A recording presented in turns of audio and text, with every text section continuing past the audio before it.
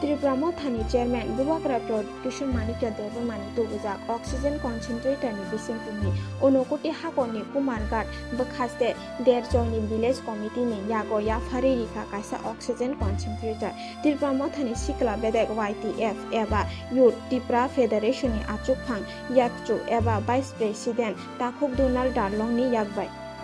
na Indian Tirna achanga Iman Ethove the Omno Changrochu Ithei Tok Dar Choi Ding Hin Aho Itumna Ahin Kithiam To Manga Hi Dar Choi Ding Changpot Chun Aloi Imo Dar Choi Development na ding ni Dar Choi Pui Hamchat na ding Changpot Chun Aho Itumbe A Matem Hun Humachan Siala Iko Ko Dar Choi Lui Tulna Madhyama Dar Choi Christian Dar Choi Centenary Celebration na ding Humin Mahi Boy kachukiti buitaka lihuan ve inla ingkan mo Dar Choi kuakin loy kai na kikumriza ka kinjuk kai ve meiding achanga ma hom hi nan ma chelo chu building kin nei no kiti pe ka asan chu esukin hen ve tak atul thin lai han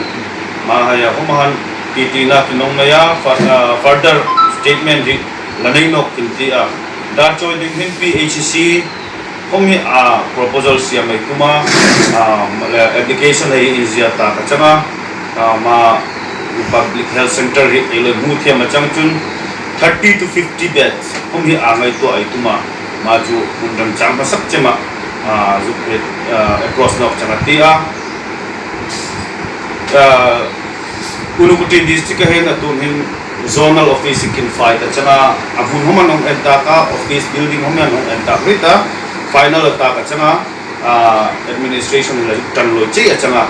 maku anlo thiam alo yuktan thiam achanga changchun Dar Choi hin sub zonal khat ko hom hi ahun chung no ki lungwar ngai tuana MDC rekin tin neya MDC Direndra Dev Burma hi keima hi ani mang ve chem ki changa ke kinin di hin bu ta kan ki sina Dar Choi ni pui ding ta liu liu ni ham that na ding achanga changchun Eti to kan peiti dia Dar Choi ko ma nan sa vai kan anim mangaya boarding hoi to hei DC Village Committee hei nianga mangkata ti oxygen concentrator hi I man chan no hom siala ni pui in and kol na dinga ejuk e pek the ni lom vai ka anilo pom pek thiam hi anchunga kini tri promoter YTF Vice President angkan na sa vai kan